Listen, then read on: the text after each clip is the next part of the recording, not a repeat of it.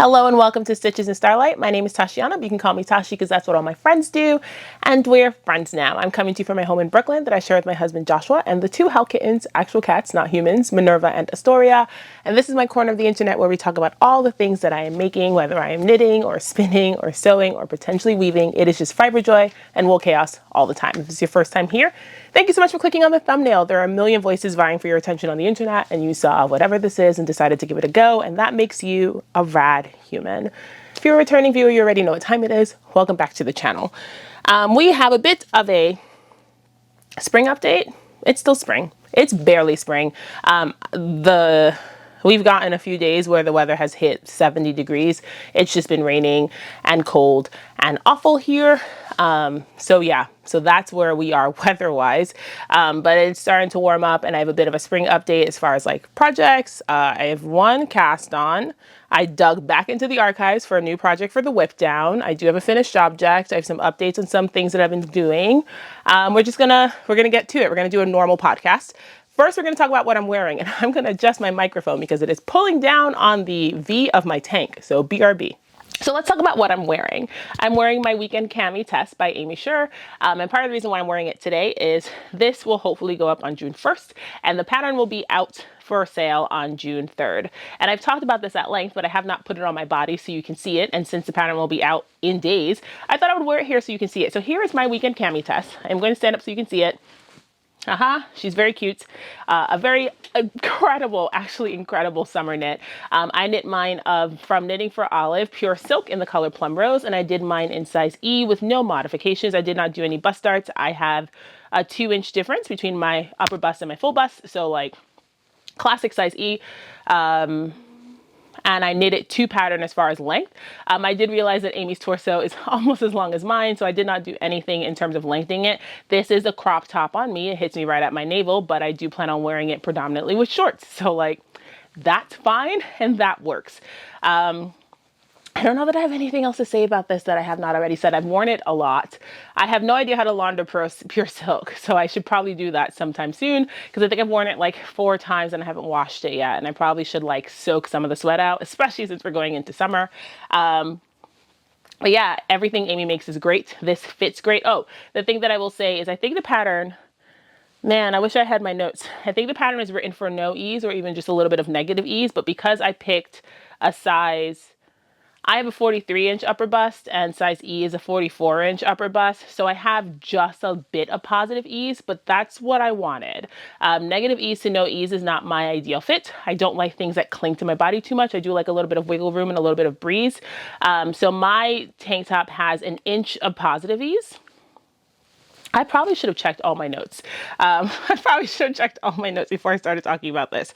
Hold the phone. Okay, so I just double checked my notes. So the finished circumference of the size E is about 44 inches and mine finished at 44.5. And the reason that I have a little bit of ease is I routinely wear minimizer bras. I do a lot to minimize my breast tissue. So I knit the size based on what my full bust would be if I was wearing like a standard bra or something like a push-up or anything like that. And then I just wear minimizers to flatten. So I end up with the bra that I'm wearing today and the bra that I was wearing in the finished object pictures. I have 1 inch of positive ease and I think that's my wheelhouse and I'm really happy with it. But the pattern is written for negative ease. I just don't have any and I'm trying to explain why. But otherwise I really like it. I really like it. I mean, not otherwise. I really like it.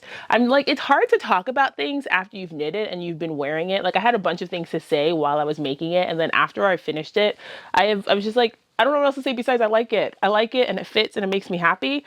I used 655 yards. So 2.5 skeins of Knitting for Olive pure silk. So the fact that I can get a full tank top out of less than 3 skeins, I think is great.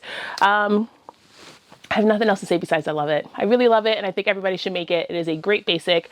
I did talk about getting some cotton merino to make another one in a neutral color. This is not quite neutral, but I did think it was fun to have a punchy pop of color in my wardrobe. I've been wearing it with like black shorts mostly or like jeans, pretty much like just pairing it with neutrals. It is a fun thing to throw on or throw it on under a button down. I really enjoy it and I think everybody should make it and the pattern's coming out really soon and I cannot say enough good things. So that is what I'm wearing. That took a lot of like brain power to get there, but we got it. All right, so let's talk about a finished object, which surprises no one because I have this practically done. But my Anacortes pullover is finished. It has 2 sleeves. Here's one, here's one, here's the other one. Surprising no one that this is finished. I also love this. I've been like really successful with my test knits this year. This is my fifth test knit, I think, if math works. I think this is my 5th test knit this year, and I've been really successful with my test knits, picking patterns, working with designers, and also just pairing it with yarn that I really, really like. I've worn this 3 times since I finished it. I finished it 2 weeks ago. Honestly, cannot say enough good things. So I knit this in the Newburgh British DK. This is in the color Fox Aura. This is from Kim's Heritage of the Wild collection. And I talked about this a ton last time, so I will not reiterate as much as I did. Like, I won't repeat myself. If you're interested in all of my thoughts, you can watch the previous video, but I will hold it up to show you that I finished. So this is a 2x2 broken rib pullover with raglan detailing. That's twisted rib. I talked a lot about the twisted rib last time. Mia called me out on it because we were talking about knitting the matcha pullover. And I was like, it wouldn't be me. There's too much twisted rib in this. And then I talked for probably 20 minutes about how much I enjoyed the twisted rib in this one, and Mia fully called me out on it. So yes, there's twisted rib detailing. The collar's twisted rib, and then the raglan shaping has twisted rib detailing, and then there's twisted rib going down the body. This yarn blocked out beautifully. This is my first time using that Massam BFL base, and it blocked out beautifully. I love the color. I do think that this sort of deep red is my power color. I did knit a test knit for Alicia Plummer. Oh, by the way, the Popham pullover is available. I don't know if you guys remember the red sweater saga. I'll show it to you in a second, but that pattern is also available if you want to grab it, and I'll link that in the description box. But yes, I think this deep red is my power color. I'm adding it to my wheelhouse of colors that I use, which is literally neutrals, mustard, and olive green. I'm definitely adding this to my wheelhouse because I love the way this color looks on me. I love the way it wears. It feels like a neutral, but it feels like a fun neutral, like a fun ruby pop of color. I really, really enjoy it. So yeah, this is done. I think Michelle said this is slated for July. So I will say nothing about it until then. But if you catch me in the wild and I'm wearing it, I really like the sweater. I really, really like it. I knit the size 5, no mods, 2 pattern. The only thing I did was size up a needle, which is like a common change that I have to make. But yeah, no, a great pullover. Michelle's a great designer. Everything about this is incredible. Again, I talked about this a ton 2 weeks ago. So if you want to hear more about this, I think the timestamp is like 13 minutes of me talking about this. Feel free to go there and check this out. But yes, I did finish my Anacortes pullover, and that is my finished object for these 2 weeks. And since I mentioned it, this is the Popham pullover that I was referring to as the river test because that's what the document was originally called. But the final name of the pattern is the Popham pullover. This is my red sweater that I test knitted for Alicia Plummer. It's a drop shoulder sort of Henley situation. I did the button collar. There's also an option to do a zipper placket. But yes, here it is. I'm sure there are pictures of me wearing it. I will put one here. But yes, this is available. I will link it in the description box if you want to grab it. It's another good basic. Alicia's a great designer, has really good silhouettes. And I always enjoy making her patterns and testing for her. And I figured I would mention that because that pattern is also available. And that's a fun thing about test knitting is you make things and then you just wait for them to come out and then eventually they pop up and you tell other people. But yeah, no, I'm telling you, this deep red is my power color. So prepare yourself to see this so much more often. How do you say that? Prepare to see this a lot more, I guess, on me because I really enjoy it. I think I'm going to really add this in my wheelhouse. I really like this color. Okay, so that was it for finished objects. We talked about what I'm wearing. Let's get to whips. Since I finished my metamorphic, we had to go back into the archives, right? We're doing the whip down. We're pulling things out that have been languishing. And I finished my metamorphic. And, you know, for a hot second, I debated casting on my Doppio in the EKF Icelandic colors because of the Doppio cowl. And I was like, it would be the height of lunacy to cast on another Doppio without finishing my first one. So since I already had one on the needles, and again, the whip down is the goal, I picked back up my Doppio. And here's where we are. I've made so much progress on these 2 weeks. So the last time you saw it, where's my progress keeper? Oh, that was the back. Here's the front. The last time you saw it, this is where I was. So I finished the body. I did my ribbing. I bound it off. I did my collar. I did do my sewn collar, and I have picked up a sleeve. Now this is all 2 days, maybe 3 days worth of knitting, because this is on like 10 and I'm knitting it on 10 and halves. I did not gauge swatch, but this is written to be knit on 10s and I always size up anyway. So I'm knitting this on 10 and a halves. I did try it on this morning. It fits brilliantly. I probably should have taken a try on picture, but I didn't. But I tried it on this morning and it fits brilliantly. So here's my Doppio.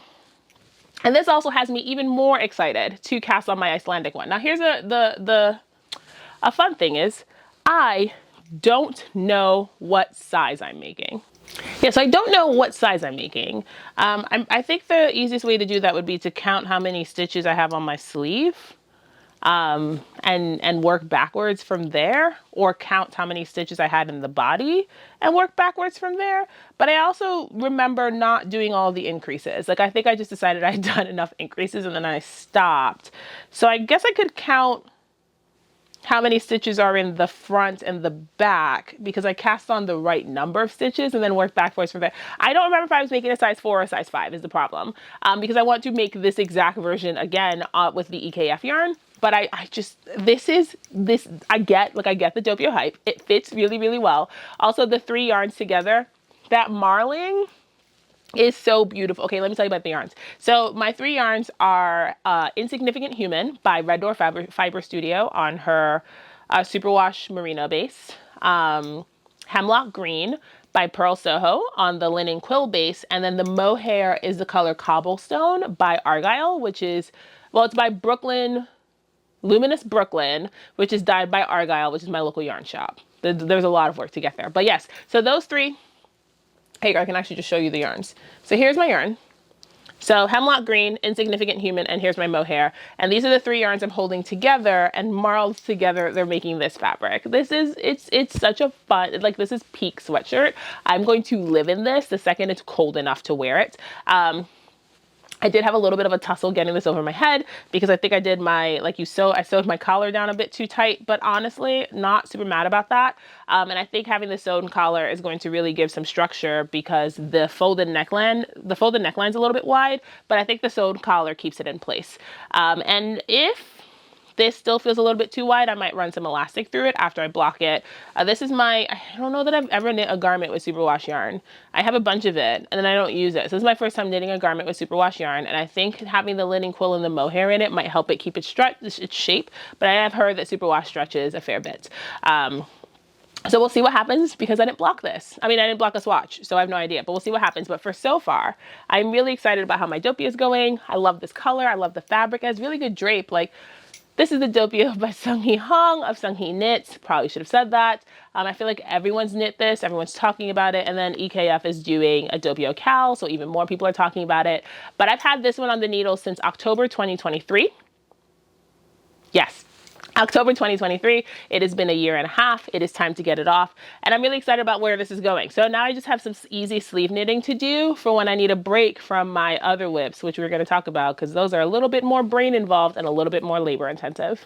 Okay, so next whip we're going to talk about is a test knit. And this is a test of my Oolong tee. I'm doing the long sleeve version, and I don't know what version of me decided to do a long sleeve fingering weight sweater. The version of me who wants to see if they can commit to knitting a long sleeve fingering weight project. That is the version of me. So the last time I showed it to you, this is where we were. So I've knit 4 more inches. This is bottom up, so it is a little bit slower going. But also look at that lace. Here we go. Here's the lace. So this is Amy's best-selling pattern is the Oolong Tank, and so they have written it to be a t-shirt or a pullover. It is knit bottom up, and then you split, you do your fronts, your backs, and then you bind off and you do your sleeves. I am now, I would say 7 inches into the body of mine, so I think I'm halfway through the body, and it's just knitting in the round and doing. Now, I've heard people say, I don't know about this particular lace, but I've heard people say that they can memorize lace. The part of people's brains that memorize lace charts is probably just underdeveloped in mine because I can't memorize a chart to save my life. This is a 12-row repeat and you do have off rows. So I'm not looking at the chart every single row, but you better believe there's no memorizing this lace. I cannot remember it. I have to refer to the chart every single time. I'm on my 4th repeat and I still can't memorize it. And I don't think that I will. And I don't think that I'm going to force myself to memorize it. I'm just going to keep working for the chart because the chart exists. And if the chart exists, I'm going to use the chart. But yes, here's my progress so far.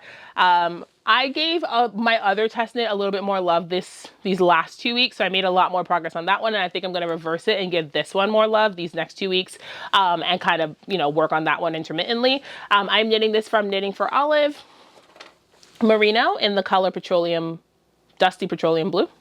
I have the tag, so I didn't do this. In the color, yes, Dusty Petroleum Blue.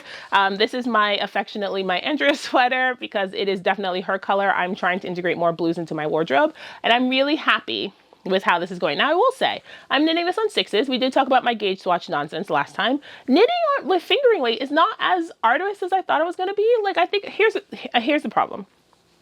I think I looked at a lot of fingering weight projects from people who are looser knitters than I am. And so the idea of knitting a fingering weight sweater on like 2.5s is awful to me. But I wouldn't be knitting it on 2.5s because with gauge, I'd probably be knitting it on 5s. And then that makes it a lot more accessible. So I'm knitting this on 6s. This is written to be knit on 4s. Yes, and I swatched on 5s and then had to swatch again on 6s. So like fingering weight on 6s is not the worst thing in the world. And I think I just made it out to be a scarier thing than it was. If I had to knit it on 3s, I would not do it because needles that small really hurt my hands. But like 5s and 6s are very much comfortable in my wheelhouse. And so I'm really enjoying working on this. I do enjoy the little blips of lace in between. Here we go. I can spread it out so you can actually see the leaf motif. Here we go. Here are the leaves. When I first started it, I was like, I have no idea what I'm doing. And halfway through the lace chart, I was like, what's going on? And it wasn't until I was like through the second repeat that I was like, oh, I see the leaves now. Because I was just like, am I doing this wrong? Like, I can follow instructions. I trust Amy. Like, what is happening here? So yeah, not much interesting to show besides a bottom up beginning of my Oolong pullover. I'm going to move I'm trying to do the thing that I saw other people do where they put their progress keeper the last time they showed it on the podcast, because then you can really see growth. So I'm going to move this progress keeper up here and we'll see how much I have to show you the next time I pull this out. But yeah, here's my Oolong by Amy. I have this one and my next test knit finishes at the same time. I have 30 days to get both of these done. And I think I'm in a pretty good place where that's not going to be terrible. So my next test knit is my test knit from my friend Sam, and it is my summer session. And if you remember, the last time I showed it to you, I had this much of the back panel, right? We remember I had this much of the back panel. Okay, here's where we are today. I'm almost done, to be quite honest. I have done the V-neck and I've done the ribbing on one side. And my plan is to do the ribbing on the next side and then finish the body. So when I was working on this, I kept saying when I finished the first ball of yarn, I was going to stop and do the finishing. Well, the first ball of yarn got me this far into the body. It is wild. Like I don't understand. I mean, theoretically, like I understand how yardage works, but sometimes I expect yarn to run out and it just doesn't. And so the first 450 yards or 437, whatever the yardage is on this, got me all the way here. My camera does not know what to do with this yarn. I think back here is the truest representation of the color, but then you can't see anything. But yeah, back here is the truest representation of the color. So I'm knitting this in Fleece and Flax. This is the color Heirloom. Yeah, I'm gonna have to hold everything back here if you want to see things because up close it's not doing it. This is the color Heirloom. Fleece and Flax is a BFL and linen base by the company Sonder. This is what Sam wrote the pattern in, and here's my version. Sam picked this color for me, and at first I was just like, maybe, but the more I work on it, I'm like, okay, fine, Sam, this is a vibe. This is a vibe. So the summer session, very similar to the study session, which I have not finished. Do not at me, don't talk to me about it. But the summer session has the same lace motif. So it's like a cable, a lace chart, a cable. And then once you get down to joining in the round, there is a central twist, and then you just knit a tank top. This is going so fast. The same stitch gauge as my Oolong, so 24 stitches, and it's just going so fast. I'm really enjoying working on it. I'm really looking forward to wearing it. I mean, it's a bit bright, but I don't know that it's like, I mean, it's like a summer knit, and I think it's gonna work. I think it's gonna work in my wardrobe. I think it's gonna work on my skin. I did say it was out of my wheelhouse last time, and a few of my friends were like, no, it's not, like, it's fine. And it is, I do find it interesting how much ribbing shrinks an armhole, because here's one armhole with the ribbing applied, and then here's the other armhole without the ribbing. And it's just, while I was working on this, I was like, this armhole is really wide. And so it's really nice to know that like, that's gonna cinch up the second I get the ribbing on it. So my plan is to do the ribbing first, so that all my finishing is done, try it on so I can get an idea of the length of it and then decide how much longer I'm gonna go. Like I said, I have 7 inches into the body, and this is written to 10 inches, and then you do ribbing. And I think that feels good. That's gonna give you something semi-cropped, but I think that feels good. I remember trying on Mia's Oolong, which is super cropped, and I like the idea of it being that cropped, but I think in terms of like what I'm actually gonna get wear out of, I think going to 10 inches, I might get more wear out of. I also want to see if I can fit a t-shirt underneath this with the how like snug, it's not necessarily snug, but with how like, I want to see how the armholes fit. And I want to see if I can wear a t-shirt underneath it. Again, very similar to how Mia styles her Oolong. I want to be able to put like a cropped white tee underneath this so then I can have it as a vest and as a tank top, and I'm going to get a little bit more wear out of it. I also was talking to Sam, depending on how summer knitting goes, about making one without the lace. Like, I like the cut of this, I like the shape of this, and depending on how this fits, making one in a dark yarn without the lace so that it's just a basic tank top or a vest. So we'll see what happens when this is done. But here's my second test knit. Again, this is the one that I gave a bit more attention to this week. So I'm going to switch places on it next week and give my Oolong a little bit more attention and then like work on this one intermittently. But it's a really easy project to just pick up and go. This is another one that I will not be memorizing lace repeat. I'm not going to try, but it is a 8-row repeat, 9 stitches, and then you work the fun cables. And I really like working with this yarn. The linen blend is really nice. It's not pokey at all. I'm really interested to see how this blocks and how this softens. But yeah, here's my summer session, which is going really, really well. I'm really excited about this. And my last project is a frivolous cast on. That was not in the list of things that I should be casting on, so I don't know why I cast it on. And I actually don't know if I'm going to stick to it. I'm gonna be perfectly honest. I don't know if I'm gonna stick to it. There's a universe where I do. I really want to. I just don't know. I just don't know if that's the place I'm in, but I did cast on a Mooncrush Tank by Jack Cieslik. I think that's how you say their name. And I cast on the size 5 because the stitch gauge is 22 stitches, and there's no way that I'm getting 22 stitches in fingering weight yarn unless I'm going up to like 8s. And I'm not going to knit a fingering weight project on 8s. So I'm knitting this on 6s. It's written for like 3s. I think the stitch gauge is like 22 stitches on 3s, which is like comical. I'm getting 24 on 6s. And so I cast on the size 5 in the hopes to get something closer to the size 4, which is a 48-inch bust. This is in Tarja, and it's knit flat. And one of the reasons I wanted to work on it is I've never knitted an Intarsia project, and I thought an Intarsia project would be a fun skill to have. I also have been like drooling over the Mooncrush for a while. I keep talking to people about it. I see a bunch of progress pictures and samples, and I really liked it. And I already had the yarn. So a few things I will say so far. I did something wrong with the folded hem because you can see the color that I used to cast on with. And when I looked at a bunch of pictures, I don't know that I see that obvious in other people's projects. So like back here, you can still see it. So I think what I'm gonna have to do is when I'm done is go in and do like a duplicate stitch over all of those places where this yellow yarn is so obvious to cover it up. Or there's a universe where I don't do that at all. I don't know what I'm gonna do. I haven't decided yet. So there's that. Besides that, the Intarsia is going fine. The yellow peeking through is enough to make me not want to work on this, but I also don't want to rip it back and do it over because I did not enjoy that at all. Like I did not enjoy folding the hem and picking up the stitches and like knitting together. I didn't enjoy it at all. And if I had to rip it out and do it over, I wouldn't. Like I just wouldn't. I wouldn't do it. I just wouldn't do it. So we're going to see. We're gonna see if I pick this back up, if I work on it, and if I get it done, then yeah, you can see that yellow. That bothers me. That bothers me. And if that happens, then I'll just duplicate stitch over it to cover it up. Yeah, because you do cast on. I think it's to like I think part of it is just to like conserve yarn quantities. You cast on and like not the color. Like you cast on in one color, and then once you knit enough rows, you switch to these 2 colors, and then once you knit enough rows, you fold it together. And I think I don't know if it's just my Jimi Hendrix style knitting, if that's why my stitches are leaning and it's so obvious, but I'm pretty sure I follow the instructions and I don't like it. I don't like it. So there's duplicate stitching in my future if I continue with this. I will tell you what yarn I'm using. I'm using Biche Bouche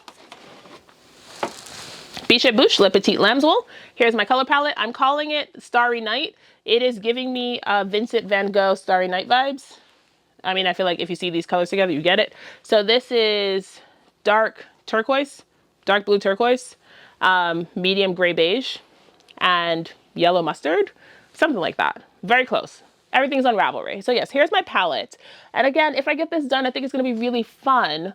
It's just, it's a lot of knitting flat. There's that, because you do the whole thing. You have to do the front and then you do the back and you do it all over again. It's a lot of knitting flat. And again, that beginning is enough to put me off because I have to look at it every time I work on it and I don't like it. So we'll see what happens. This was my frivolous cast on. What I should have done was cast on a project from the 6 projects we talked about, and I didn't, and I think the universe is punishing me for not doing that. So I honestly think what I'm going to do is just put this in a project bag because I don't have the brain space for this right now and I'm not happy with it, and just cast on one of the projects from that list because I was happy with those. I swatched, I had gauge, and I should just go work on that. So there's the universe where this just goes in a project bag and you don't see this again for a while, or you might see it again the next time because I've gotten out of my head about it. I have no idea. I have big feelings about it. We'll see what happens. But yeah, here's my Mooncrush Tank. In theory, here's my Mooncrush Tank whip. I don't know what's going on with it. So that's it for works in progress. Let's do acquisitions. I do have a few things that I want to talk to you about. So the first thing I do want to talk to you about is I did get square needles. I have not tried them yet, but I did get square needles. And I got the Knit Pro Cubics set.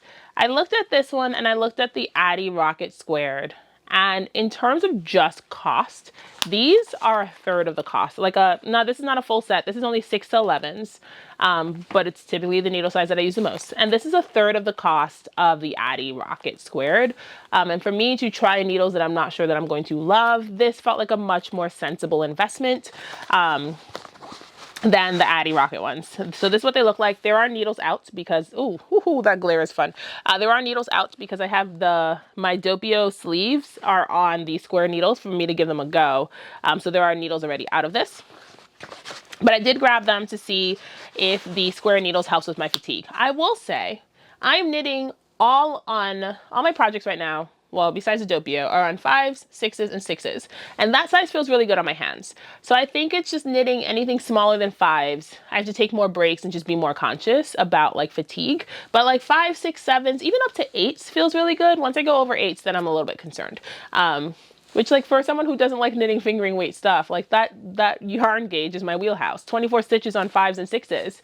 It's really good on my hands. It's really easy. It also slides across the needles and it's easy to knit. I guess that all the things that I've been saying were true about myself or not true, and I'm learning my lesson. So there is that.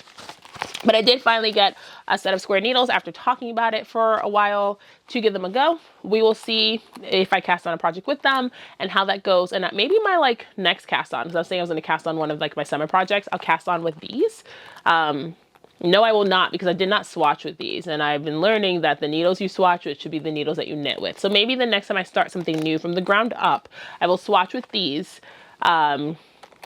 And we'll see how that goes. We'll see how that goes. And if that helps some of my fatigue, or even just giving my hands a break between the round needles and the square needles, like giving my hands a bit of a breather, I think there might be something useful to that. So that did happen in the last 2 weeks. I have not really tried them, so I don't have much to say about them, but here they are. So this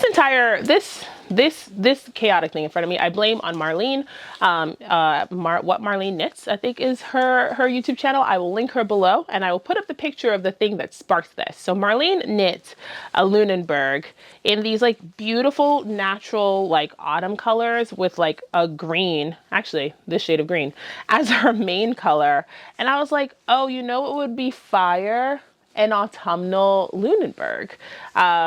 And she knit hers in Rama Phenol, and I am incredibly susceptible. And so here's my contrast colors for a Lunenburg in Rama Phenol, and here's my main color. So I'm gonna go a chocolate brown main color with these as my contrast colors, and we're gonna go like full autumn And I'm really excited about this. I don't have any brown knits, and I've been really like just looking forward to, like, I've really wanted a brown knit. I just don't really, like, I always buy gray yarn. And so I was like, oh, here's an opportunity to get a different neutral. And when I was picking my contrast colors, this just seemed to make sense. So this is from the Woolly Thistle. And these are the colors 4121, 4129, 406, and 4125. I will link everything in the description box. And then my main color is 464. I think these three were from the Heather's collection, and then these two were from the neutrals. But I think this together is going to be really fun. If I get it done in time, I might take it to Rhinebeck. How many Rhinebeck sweaters can you take to Rhinebeck, Tazhi? I don't know, as many as I want. If I just have to put sweaters in my book bag and change out in the middle of the day, I will. But let's talk about some Lunenburg stats. Here we go. Let's pull it up. I'm going to use, I have the Rabbit app, and I think it might be useful. So I'm going to screen record, and you will see the thing that I'm looking at while we look at it. Okay, so the Lunenburg is by Amy Christophers of Savory Knitting.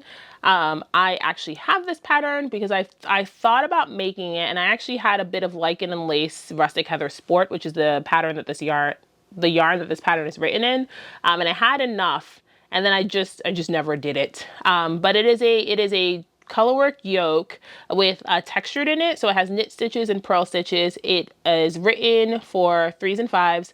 I will be swatching, and I'll probably be sizing up. Finished bust is 35 to 62, so it is size inclusive. And let's look at some. Oh, here's Marlene's project. I was going to put a different picture, but here's Marlene's project, and this is the chaos that like spurred me on to doing this. And I was like, yes, I do want a warm neutral Lunenburg, but there's so many like fun color palettes. I almost went with a beige base because I cannot resist a beige base, and then I was just like, let me go with a different color. But there's so many good color combinations. I also thought about steeking mine. Oh, look, there it is. Literally as I was talking about it. I also thought about steeking mine and making a cardigan. I don't know that I'm brave enough to convert this to a steeked pattern, but now that I'm looking at this version, I'm like, I could be brave enough. So there's a universe where I steek it and I make it a cardigan. I have not decided yet, but that's the Lunenburg by Amy Christophers, and I did get this yarn from the Woolly Thistle for it. I say this all the time, but I am an affiliate for the Woolly Thistle. It's in the description box if you want to support my channel and support the chaos that I do here. But I do like that the Woolly Thistle carries yarns that are not necessarily accessible to us Americans, like Roma, which I think is Swedish or Norwegian. I think it's Norwegian, but now I'm not sure. I think it's Norwegian, but like, I don't know any other stores in the US, or maybe there are others, but are as readily accessible as the Woolly Thistle. And so that's why I grabbed this there. And while I was checking out with my yarn, I did get a copy of the new Lina, also from Woolly Thistle. This is issue 25. This is their summer issue.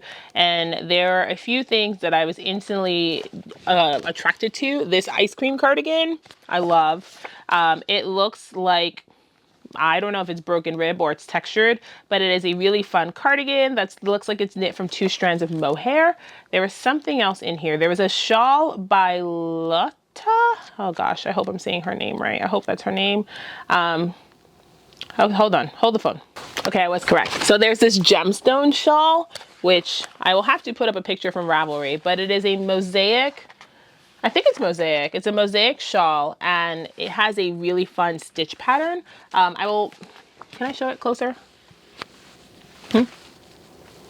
Yeah, so there's that shawl. And then there's the Lumino raglan. That's a neon raglan. And I was like, do I need a neon raglan? Maybe. And so these are the 3 patterns that I grabbed the pattern book for. I'm going to make a thing from a book. I love pattern books. And then they come in, and I think part of the reason why I don't use them is I like to scribble on my patterns to take them with me. And then I don't want to have to like stop and scan the pattern and make a copy. But I think it might be worth it to just make copies of my pattern books so I have them with me, because I do a lot of knitting in bed and on the go, and I don't want to always have a book with me.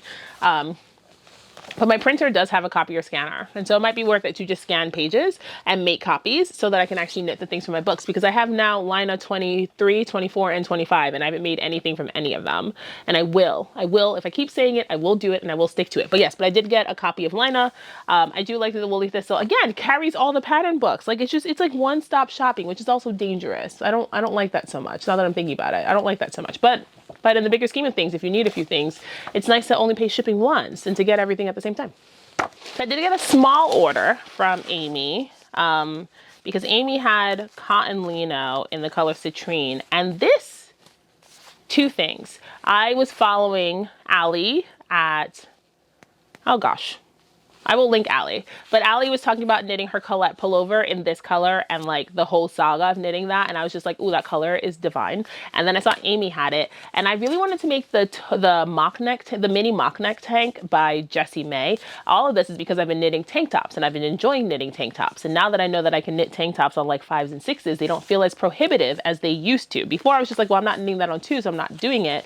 But now I'm like, I can knit that on 6s. Like I can actually do that. So I did get 2 skeins of the color citrine. This is coming out way greener here than it is. It is definitely more yellow, and I think that's just my lighting. It also could be that my camera just doesn't appreciate how neon this is and is upset about it. But it is definitely more yellow than it is coming up. I'll try to take a picture. I'll try to take a picture and put it here so you can actually appreciate the color, because this is not right. But yeah, I did get 2 skeins of this to make the mini mock neck tank by Jessie May. Cotton lino is 35% cotton, 20% silk, 20% linen, 15% baby alpaca. We will see what knitting with a mostly plant fiber, I mean silk counts, mostly plant fiber does to my hands, because all the plant fibers that I've been using have been mostly wool, so mostly an animal fiber. But I figured a 2 skein tank top is a pretty good way to like estimate and to try that. So I did get 2 skeins of that to knit the mini mock neck tank, I think that's what it's called, by Jessie May. And then one more thing in the bag. I got 2 skeins of Robinson. This is the worsted weight version of Candide. So it's 50%, 70% wool. I thought it was 50. I was wrong. 70% wool, 30% cotton. And this is to make the vacation vest by Park Knit? I don't remember, but it's to make the vacation vest.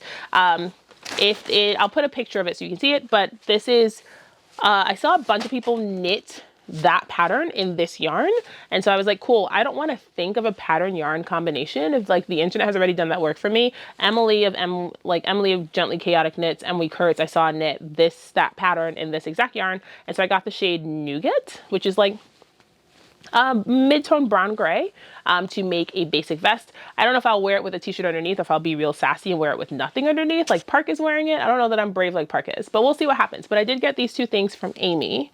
And I think that's it as far as yarn goes. I will double check my notes. I think that's it as far as yarn goes. So that is it as far as yarn goes. And the last thing that I'm going to talk to you about that I did get in the mail this week is I got a bit of floof from Siri at Yankee Rock Farms.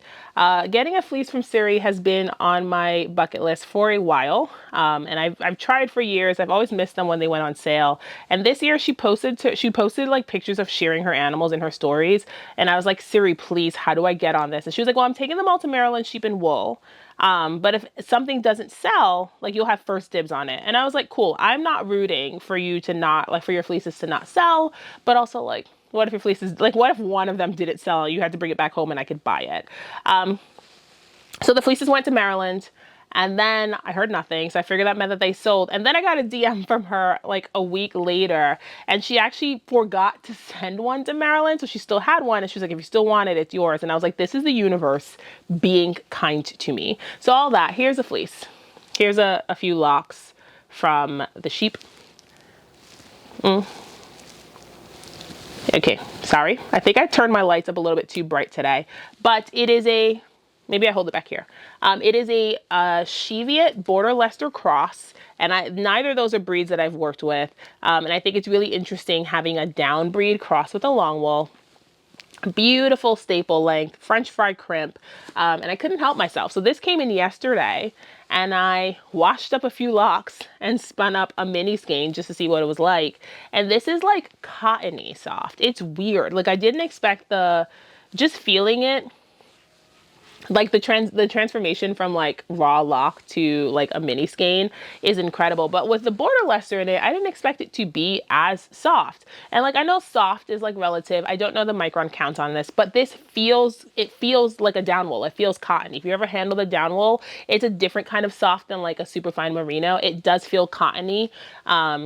And like pillowy, it's hard to explain. But yeah, so here's my 18-yard mini skein, because I literally washed like a handful of locks in my sink, and then combed them because I didn't want to pull out the carder, and I'm not really good at carding with my hand cards. So I combed it up, and spun it. This has like no elasticity, like no elasticity at all, but it washed up like bright white.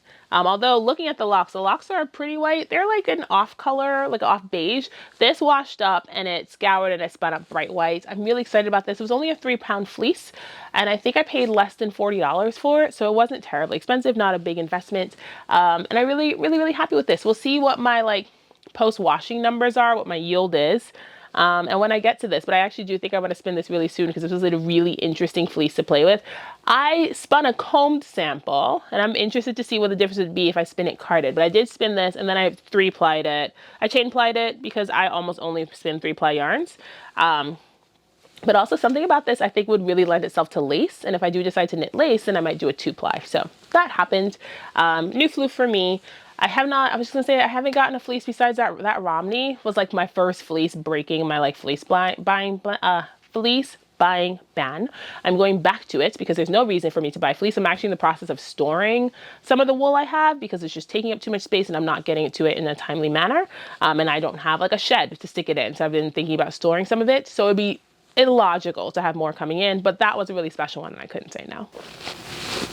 So that's it, guys. That's all I have for you today. Thank you so much for hanging out with me. Oh, instead of doing a thing that sparks joy, I've been halfway doing a thing that sparks joy, halfway doing media mayhem, because most of the time the thing that sparks joy is also media related. The thing that sparks joy this week is Taskmaster season 19.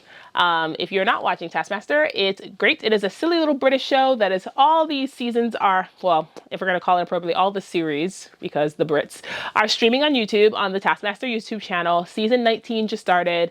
Episode 5 came out recently, so I think Joshua and I are going to watch episode 5 tonight. But I love Taskmaster. It's really good knitting. Really good knitting TV. You just pop it on and you laugh at a bunch of adults doing wildly chaotic things. The premise behind it is there are set tasks and the tasks are nonsense. And then they do the tasks and they get graded by the Taskmaster and everyone laughs and has a great time. I really enjoyed Taskmaster. It is excellent background. I've rewatched season 11 so often that I know the tasks based on how the hosts introduce the task. That is how many, because I think it has endless rewatchability. Even though you know what's going to happen, I think it's great. I really enjoy it. Season 19, well, I mean, I guess other people also enjoyed it if they're up to season 19, but season 19 is currently streaming. And I'm still listening to Even in Arcadia every day. So like, you know, if you didn't try it last week after I mentioned it, Sleep Token's Even in Arcadia album is out. And I listen to it every single day. I love that album so much. Yes, so that's it. That's all I have for you today. Thank you so much for hanging out with me. I hope that this was good background while you were working on a knitting chore or two. Let me know in the comments what you got done and if something here inspired you. I love you. Go make something fun today.